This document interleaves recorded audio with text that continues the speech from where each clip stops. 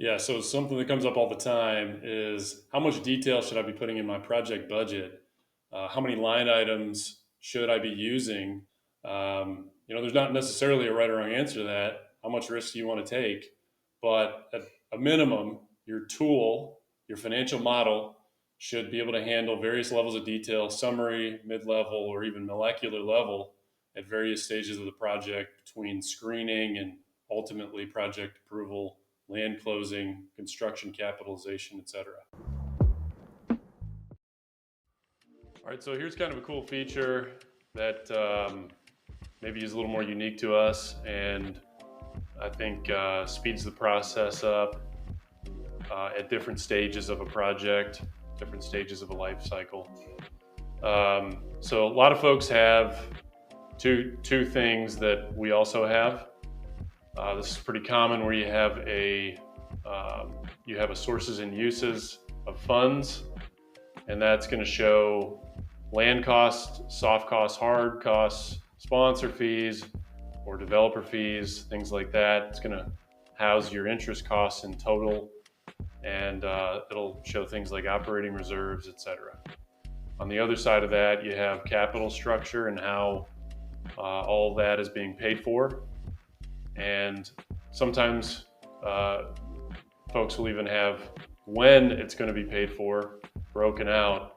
In our case, we have pre-development, and then we have the in total version of that. This would be the half step for just showing construction. We don't really use it because ultimately you're going to combine everything when you go for construction capital into one, and some things will be reimbursed, some things won't, etc. But most people have a sources and uses component to their financial model, and most people have a project budget. I'd say the more experienced probably get pretty granular with their budget. There can also be false precision granular, and we don't want to get into that, but that does exist as well. So most people have kind of a mid-level budget like this, I think, that shows summary level categories and then sort of mid-level categories. And then I don't know, who does this, but some people do, where they break out pre-development and construction into distinctive budgets. You would have to do that if you were trying to figure out sources and uses for each of those stages. But we definitely like breaking these out in stages and then summing them up as a project. We also break them out in terms of the real estate categories. So a lot of times we're working on mixed use. So we have multifamily for sale, hospitality, or office retail, kind of the commercial component. So, and those are more allocations than anything. We're not necessarily building those budgets up from the floor up, although we would do that if it were a horizontal master plan, but if it's in a single building, we wouldn't do that. But at any rate, what we do a little bit differently is we have the mid-level budget like most, but we also have a budget exhibit, and this is molecular level. So you have the summary category, which is land and soft and hard costs, etc. You have the major category, and then you have the molecular category here, right? So the major category in our case would be these. Summary category would be these. And then these are molecular, if you like, or subsidiary categories if you're an accountant.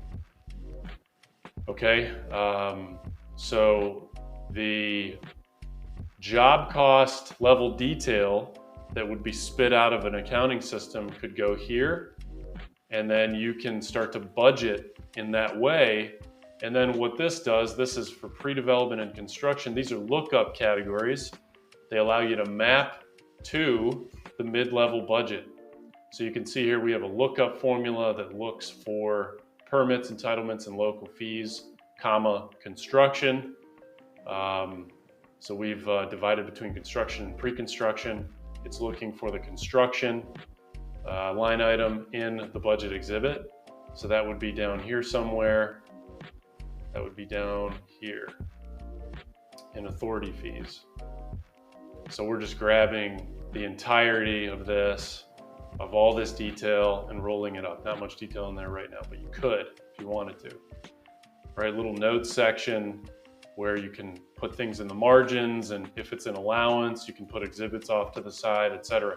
It's a really good practice to have a distinctive tab for these things where you're doing sidebar math and subsidiary calculation sheets and things like that. So this allows you to have molecular detail roll up to mid-level detail to roll up to summary level detail, okay? Now, if you're just in acquisitions mode or you're an acquisitions professional and you don't really care about the molecular detail because it's right at the beginning, you just want to find out if something is worth pursuing, you just break this. Maybe you save the formula elsewhere. It's going to be in other cells. You don't have to worry about it. You just type in, you just punch in the number. I'm going to consider this $50,000. Maybe I'm going to zero everything out and just punch in, $4.9 million of soft costs in one line and then go with it, right? And then when I go and I want to spread out the cost over a spending schedule, I just use that one line item, and that's good enough for government work when you're screening a site, okay? So, and later on, or when you hand it off to the development manager, and you need to justify bigger and bigger spending on the project, whether that's for the land closing or for capitalization closing, or for just greater pursuit budget. You can start to use that molecular level detail exhibit as needed. So it allows you to do either or both. The model is driven off of this and not the budget exhibit, so they can be detached.